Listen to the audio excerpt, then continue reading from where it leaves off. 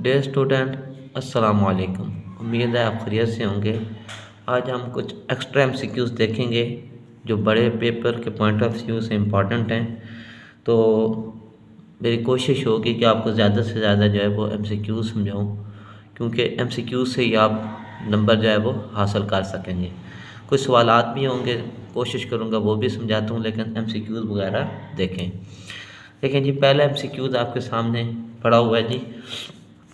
कहता है if the objects and figures have exactly the same shape and size then they are called.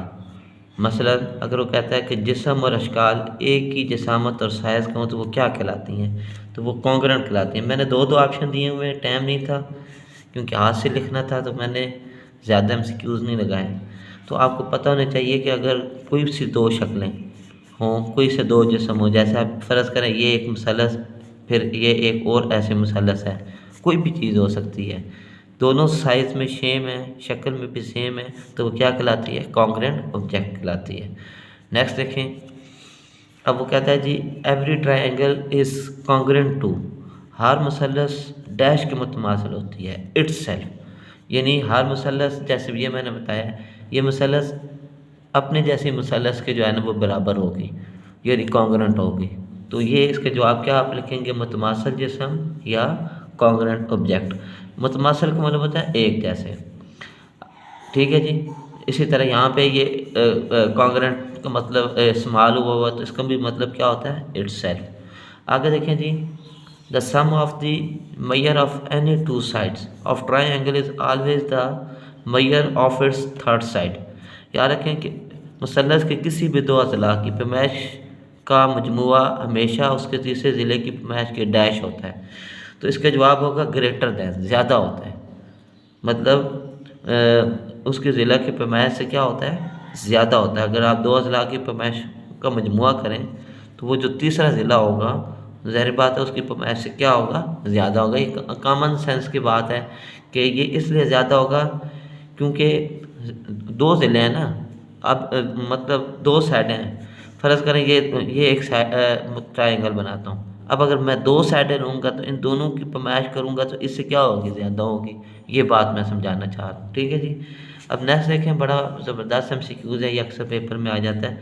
The sum of interior angle of triangle is, मतलब ये हमारे पास triangle है, अगर हम इसके ये वाला तीनों एंगल का सम करें तो ये किसके बराबर होगा? तो ये हमेशा याद रखें भी, तीनों एंगल का जो सम होता है, यानी तीनों एंगल का जो मजमुआ होता है किसी भी ट्रायंगल के इंटीरियर एंगल जो होते हैं वो 180 होता है। कितना होता है? 180 होता है। ये मैंने एमसीक्यूज़ लिखा है। नेक्स्ट देखें, ये जी आपके सामने ऑप्शन, ये इसने गलत लिख दिया है। 360 नहीं बल्कि कितना होता है? 180 होता है। ये बस आपने ज़हन में रखनी है। Dash make a shape larger और स्मॉलर, कौन सी चीज़ एक शक्ल को बड़ा या छोटा करती है? इनलार्जमेंट, यानी तोसी। इसका मतलब वो ऐसी क्या चीज़ है जो एक शक्ल को बड़ा या छोटा करती है? तो उसको हम बोलते हैं इनलार्जमेंट। क्या बोलते हैं? इनलार्जमेंट। उर्दू में तोसी बोलते हैं। आगे लिखा है जी, which of the following is symbol for non congruent, 10,000 में से कौन सी गैर मुतमासिल की अलामत है? ये मुतमासिल की अलामत है। अगर हम ये लाइन लगा दें तो ये क्या हो जाएगा? गैर मुतमासिल। नेक्स्ट कहता है जी, perpendicular bisector of sides of triangle are, यानी एक ही मुसल्लस के अज़ला के अमुदी नासिब होते हैं नेगेटिव, यानी मनफी। ये आपने याद रखते जाना है, ठीक है जी। टाइप्स ऑफ ट्रांसफॉर्मेशन आर, कितनी टाइप्स होती हैं इन्फॉर्मेशन की? 4 होती हैं। कितनी होती हैं? 4। समझ आ गई आपको? नेक्स्ट देखें। अब rotation of 90 degree clockwise about origin changes the point X Y. अगर आप किसी भी कोई भी चीज़ को रोटेशन करते हो 90 डिग्री पे, तो उसमें से एक चीज़ हमारी पॉजिटिव होती है और दूसरी क्या होती है? नेगेटिव होती है। समझ आई कि नहीं? तो यहाँ पे ये देखें, एक एक्स जो है वो क्या है? यानी पॉजिटिव होगा, तो दूसरा क्या होगा? नेगेटिव। यानी लिखा है ना मुब्दा के घेर। मुब्दा होता है जैसे ये वाली चीज़ है ना, ये वाली। अब इसके घेर जब भी आप 90 डिग्री की सिमत में घुमाएंगे तो एक चीज़ पॉजिटिव में होगी और दूसरी क्या होगी? नेगेटिव में होगी। तो एक एक्स होगा और दूसरा माइनस वाई।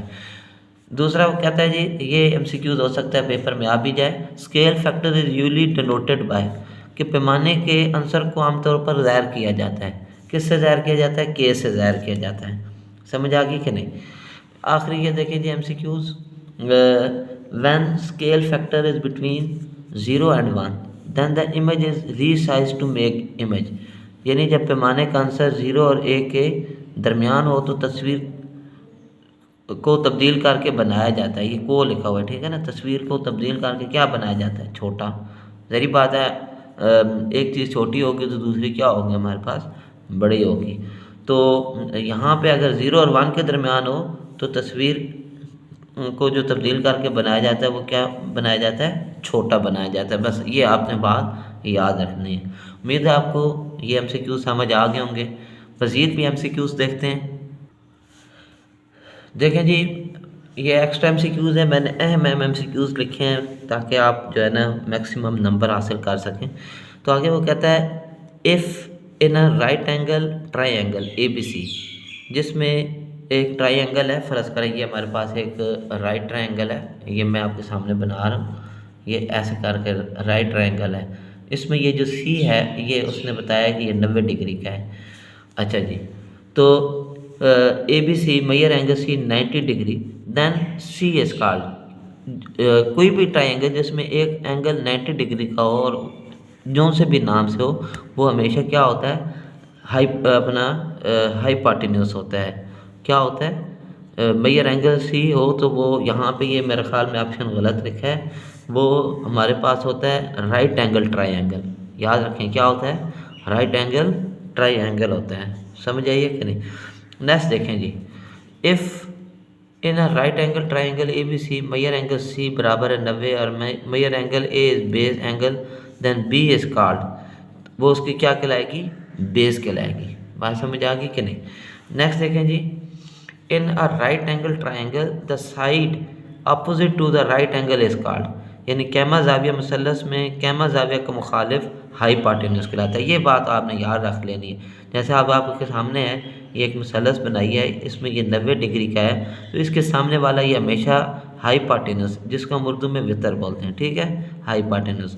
तो ये जो थोड़ा सा बड़ा होता है ये आपका मूद कहलाता है, जिसको आप परपेंडिकुलर बोलते हैं, और ये आपका बेस होता है जिसको आप क्या बोलते हैं? कैदा बोलते हैं। ये आपने थोड़ा सा याद रख लेना है। नेक्स्ट देखें, an arc whose major is less than 180 is called, एक कोस जिसकी पैमाइश 180 से कम हो, वो क्या कहलाती है? Minor arc. ये बहुत इंपॉर्टेंट एमसीक्यूज है, ये जहन में रख लें। कोस का मतलब या माइनर आर्क का मतलब ये होता है कि जैसे फ़र्ज़ करें ये हमारे पास ये है, यहाँ से आप प्रकार रख के ये ऐसे निशान लगाते हैं, यहाँ तक होती है 180 की। समझ आ रही है कि नहीं? तो 180 की, अगर 180 से पीछे पीछे की कोई भी लगाएं तो वो जो होती है क्या नाम है, आपकी माइनर आर्क होती है। लेकिन अगर आप 180 से बढ़ा दें, मतलब यहाँ से ये प्रकार लेके ये इधर से जो है ना ये डी बनती है ना, डी 180 की होती है, अगर इससे आप बढ़ा देंगे कहीं पे इधर करके ले आएंगे, फिर वो मेजर आर्क होगी। ये बात आपने ध्यान में रखनी है। आगे देखें जी, straight line that touches a circle at a single point externally is called, यानी एक ख़त मुस्तकीम जो एक दायरे को एक नुक्ता पर बरूनी तौर पर मस करे, क्या कहलाता है? टेंजेंट। ये मैंने एमसीक्यूज कराए हुए हैं, उनमें भी मैंने ये बताया हुआ है कि ये देखिए, ये सर्कल से कोई भी लाइन अगर ये सीधी ख़त मुस्तकीम जिसको बोलते हैं, वो दायरे के बाहर से टच करे, ये ना बरूनी तौर पर मस करे, वो क्या कहलाता है? टेंजेंट, जिसको उर्दू में ममास बोलते हैं। क्या बोलते हैं? ममास। नेक्स्ट देखिए जी, the perpendicular distance from the base to the apex in pyramid is called, एक मखरूत के नोक से कैदा तक का मुदी फासला क्या कहलाएगा? आल्टीट्यूड। क्या कहलाएगा? आल्टीट्यूड। ठीक है ना जी। पैरामिड, पैरामिड आपको पता है कैसा होता है? जैसे ये आप बनाएं डायग्राम, ये मैं आपके सामने बना रहा हूँ, आपने बनाई भी हुई है, ये आप पैरामिड बना रहे हैं, ठीक है। अब यहाँ से इधर से लेके आप अगर यहाँ पे इधर कोई एक एंगल 90 डिग्री का बना देते हैं, कितने का बना देते हैं? 90 डिग्री का बना देते हैं, तो ये जो चीज़ होती है ये क्या कहलाती है? आल्टीट्यूड, यानी इर्तिफास को बोलते हैं या परपेंडिकुलर भी बोलते हैं। The volume of pyramid is always dash of the prism, ठीक है, 1/3, ठीक है ना। मखरूत का जो हजम होता है प्रिज्म का, कितना मखरूत का हजम हमेशा प्रिज्म का कितना होता है? 1/3, यानी तीसरा हिस्सा होता है। कितना होता है, तीसरा हिस्सा होता है। ये एमसीक्यूज के तौर पे आपने याद रखना है। नेक्स्ट देखें, नेक्स्ट वो कहता है surface area of square pyramids, मुरब्बी मखरूत का सतही रकबा होता है, यानी area of the base plus 4 area of the faces. ठीक है जी, मतलब जो पिरामिड का सरफेस एरिया होता है उसमें क्या हम लेते हैं, एरिया ऑफ बेस, यानी हम उसकी बेस का भी एरिया लेते हैं, और ज़ाहिर बात है उसके कितने कोने होते हैं, मखरूत के 4 कोने होते हैं। अगर आप गौर से देखें ना, मखरूत के 4 कोने होते हैं, तो ज़ाहिर बात है हम उसके 4 एरिया ऑफ फेस, यानी 4 फेसेस से हम क्या करते हैं, ज़रब करते हैं। समझ आ रही है कि नहीं। नेक्स्ट देखिए जी, वॉल्यूम ऑफ पिरामिड, जो हमारे पास होता है, क्या नाम है, पिरामिड का वॉल्यूम, वो क्या होता है, 1/3 बेस एरिया, ठीक है, multiply height of the pyramid. समझे, बेस एरिया और जो उसकी हाइट होती है पिरामिड की, अगर उनको मल्टीप्लाई करें तो वो क्या होता है, वॉल्यूम होता है। ये आपने फार्मूले पढ़े हुए हैं, ये वहाँ पर आप देखेंगे। नेक्स्ट देखेंगे सरफेस एरिया ऑफ स्फीयर, यानी स्फीयर हमारे पास ये होती है, यानी गेंद की तरह होती है। इसका आपने हमेशा याद रखना है, सरफेस एरिया क्या होता है, 4πr²। The volume of the cone, अब कोन का volume 1/3 area of the base multiply क्या हो जाएगा, हाइट। ये साथ साथ रखते जाएं, ठीक है जी। यानी जो मखरूत है उसका हुजम क्या होता है, यानी कोन ये वाली होती है, ठीक है ना। ये इस कोन का जो हुजम है वो, इसका ये फार्मूला है, यानी हुजम होता है वॉल्यूम, मतलब जो चीज़ जितनी जगह घेरती है। अब कोन कितनी जगह घेरती है उसका ये फार्मूला बना हुआ है, 1/3 area of the base multiply उसकी हाइट। नेक्स्ट देखिए जी, the circle with a common centre and have different radii known as, इनको हम बोलते हैं कोसेंट्रिक सर्कल। मतलब कह रहा है कि दायरे यानी मुश्तरक मरकज़ और मुख्तलिफ रदास के साथ खिलाते हैं। मुराद ये है ना कि ये अगर फ़र्ज़ करें ये एक सेंटर है, एक दायरा बनाया है, सेंटर सेम रखूं, फिर एक और मैंने बनाया दायरा, फिर एक सेंटर रखूं और बनाया, तो ज़ाहिर बात है यहाँ से एक रेडियस, फिर अगर इसके साथ से देखें दूसरा रेडियस, फिर इसके साथ से देखें तीसरा रेडियस, तो सेंटर क्या कहलाएगा, इसको हम कोसेंट्रिक सर्कल बोलते हैं, यानी हम मरकज़ दायरा। ठीक है जी। 3 times volume of cone is equal to, एक कोन का जो 3 गुना जो हुजम होता है वो क्या होता है, वॉल्यूम ऑफ सिलेंडर।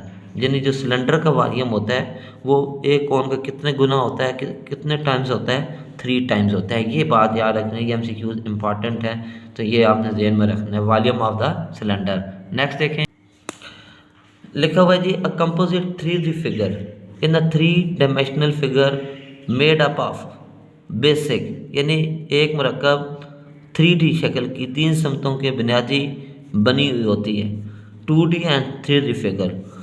यानी याद रखें जो 3D डायमेंशनल ये होता है ना, जैसे आप कभी स्क्रीन के ऊपर कोई भी चीज़ देखें तो आपको ऐसे लगे जैसे कि एक पूरी चीज़ बनी हुई है, ठीक है ना। 3D, जैसे 3D से मुराद है, जैसे मैं आपको एक 3D एग्जांपल देता हूँ, जैसे आप एक ये क्यूब बनाते हैं, मकाब बनाते हैं, अब ये शक्ल में आपको ऐसा लग रहा है जैसे ये पूरा कमरा बना हुआ है, तो ये 2 डायमेंशन होती है, 2D से मुराद है कि ये वाला और ये वाली साइड, और 3D ये जो ऊपर की वजह से ये सारे बन जाता है, हमें लगता है ये पूरा का पूरा कमरा हमें क्या होता है, नज़र आ रहा होता है, इसको हम 3D बोलते हैं। तो 3D बनती कैसे है कि 2D और 3D इन दोनों को मिला के, ठीक है जी।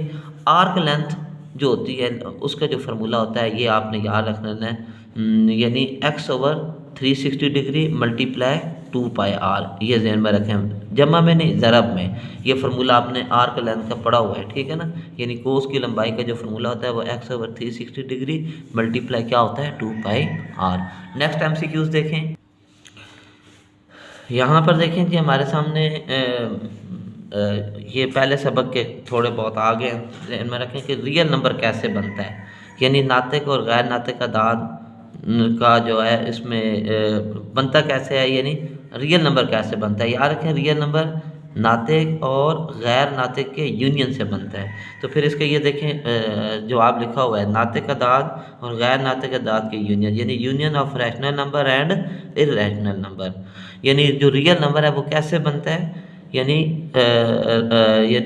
नातिक नंबर, नातिक को क्यू से ज़ाहिर करते हैं, गैर नातिक नंबर अगर इन दोनों का आप लें तो वो क्या बनता है, रियल नंबर को आप आर से शो करते हैं, ठीक है। उर्दू में रियल नंबर जैसे लिखा हुआ है, तो ये ज़हन में रखें, यानी union of rational and irrational. Irrational की हम निशान लगा देते हैं। नेक्स्ट देखें, देखिए नेक्स्ट लिखा हुआ है जी, which of the following is true about under root 8। तो ज़ाहिर बात है, मैंने आपको बताया हुआ है ये वाला MCQs कि किसी भी चीज़ का अंडर रूट ले तो पॉइंट में जो जवाब आएगा, लेकिन इसका स्केयर तो नहीं ना बन रहा है। जिसका स्केयर ना बन रहा हो जिस नंबर का और उसका अंडर रूट हो, तो वो हमेशा इरेशनल नंबर होता है। ये बातें बार बार रिपीट हो चुकी हैं कि पीछे भी MCQs मैंने कराए हुए हैं, लेक्चर दिए हुआ है, वहाँ पे आप देखें तो बहुत सारा आपको समझ आएगा। नेक्स्ट देखें जी, irrational number are non terminating and dash number, यानी नॉन रिकरिंग।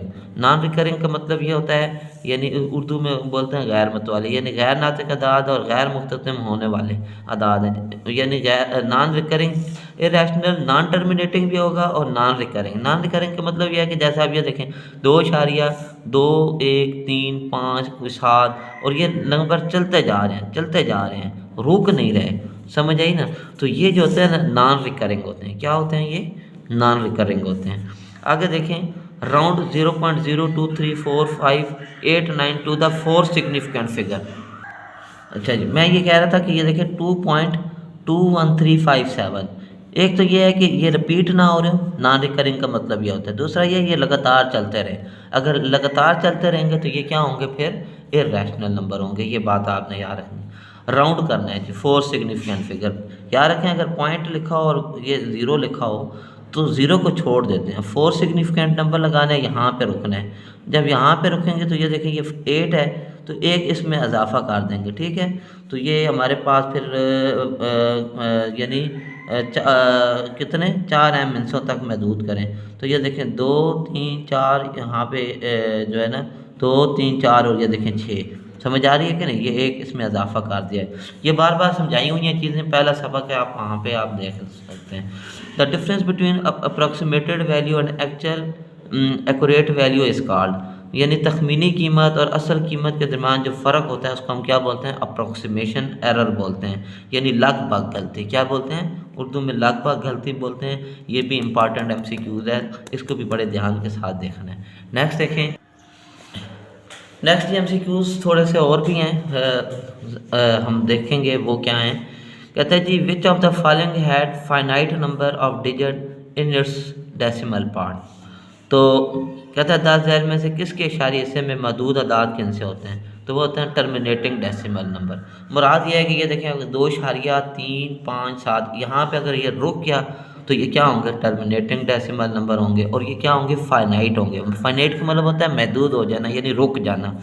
आगे देखें, द एब्सोल्यूट वैल्यू या or mod of a real number x represented by, किससे ज़ाहिर करते हैं जी? नॉन नेगेटिव, यानी नॉन नेगेटिव का नंबर ले ना, जैसे ये वाला, इसका आप मॉड ले तो वो क्या हो जाता है? पॉजिटिव होता है। तो इसलिए हम एब्सोल्यूट वैल्यू लेते होते हैं, यानी हमेशा नेगेटिव नंबर को पॉजिटिव बनाने के लिए हम उसकी एब्सोल्यूट वैल्यू लेते हैं। तो इसलिए यहाँ पे ये नॉन नेगेटिव इसका आंसर है। तो ये आपको समझाने के लिए मैंने एग्जांपल दे दी। कहता है, इफ़ वी मल्टीप्लाई और divide on inequality by negative number then the inequality sign will be change हो जाएंगे। ज़ाहिर बात है, आप अगर जैसे आप ये लिखा हुआ है 5 और ये 6, ठीक है, और यहाँ पे मैं कहता हूँ 5 छोटा है 6 से, लेकिन अगर आप मल्टीप्लाई कर देते हैं -1 से तो ये -5 हो जाएगा -6। अब असूलन मनफी में जो होता है वो माइनस वाला बड़ा होता है। तो अब ये देखो, ये वाला जो साइन होगा ये जो है ना, क्या नाम है, इस तरह इसकी शक्ल हो जाएगी। तो इसलिए ये चेंज हो जाता है। क्या हो जाता है? ये चेंज हो जाता है। ये मिसाल मैंने समझाने के लिए लिखा है। यानी अगर आप -1 से मल्टीप्लाई दोनों तरफ करेंगे तो ये वाला जो साइन होगा ये क्या हो जाएगा? चेंज हो जाएगा। ठीक है, यानी ये इस तरह इसकी शक्ल हो जाएगी। और कॉमन सेंस की बात है कि नेगेटिव में जो नंबर जितना बड़ा होता है वो उतना छोटा होता है, यानी तो मनफी नंबर जितना बड़ा होगा उतना ही वो छोटा होगा। ये मनफी नंबर -5 बड़ा होगा मनफी नंबर 6 से। नेक्स्ट MCQs देख, which of the following tell us how far is the approximated value from the accurate value. कहता है कि तखमीनी कीमत की वैल्यू जो है ना, हमें which of the following tell us how far the approximated value from the accurate value, कौन सी चीज़ हमें बताती है यानी approximate value from the accurate value. तो वो हमें अप्रॉक्सीमेशन एरर बताता है, तखमीनी गलती हमें बताती है या लगभग गलती हमें बताती है कि कितना उसके अंदर जो है वो एरर है या कितनी गलती है। तो वो हम इन दोनों का फ़र्क मालूम करके करते हैं, यानी अप्रॉक्सीमेटेड वैल्यू और एक्यूरेट वैल्यू, इन दोनों को अगर आप माइनस करें तो हमें ये अप्रॉक्सीमेशन एरर मिलता है। ये बात आपको पता है। आगे देखें जी, method of finding square root of the natural number are. कितने जी एक कुदरती अदा का जज़ा मालूम करने के तरीके हैं जी, 2। बस फिलहाल आपने ये MCQs के तौर पे याद रख लेना। The radius of sphere is 14 centimetre then its surface. अगर एक कुरा करदास 14 सेंटीमीटर हो तो उसकी सतह का रकबा जो है वो कितना हो जाएगा, हमारे पास 2464 सेंटीमीटर स्क्वायर होगा।